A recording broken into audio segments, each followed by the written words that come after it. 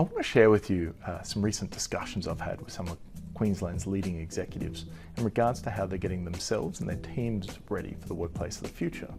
Now, these executives are aware that the introduction of new and existing technologies into their organisations is likely to lead to a higher level of automation, and this automation will put pressure on their existing staff members to learn new skills. So they're going to have to show a level of adaptability and flexibility to do so.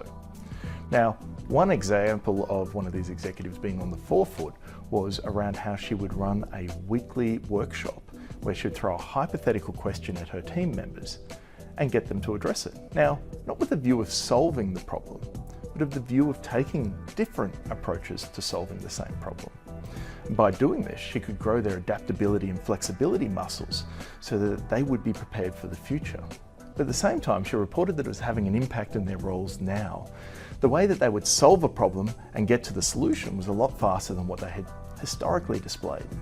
And one of the other great outcomes was that team members started sticking up their hands and asking for additional responsibilities.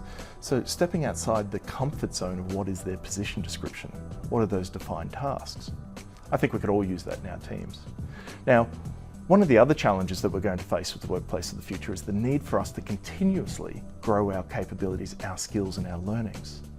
So this lifelong learning is an important part of that. Now, one executive shared a great example about how she was handling it. Now, very time poor individual.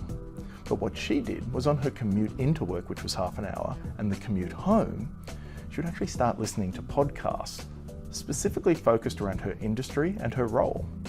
So she would gain 5 hours a week in which she could grow her capabilities. And by doing this, she was really energized in the morning after listening to it, and she'd share it with her team members in the morning meeting.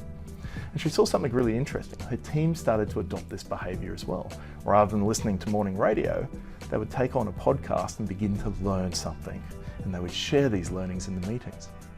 Now, if you should have any questions or want to share any of the approaches you're taking to getting your team prepared for the future, please reach out at kingstonhumancapital.com.au.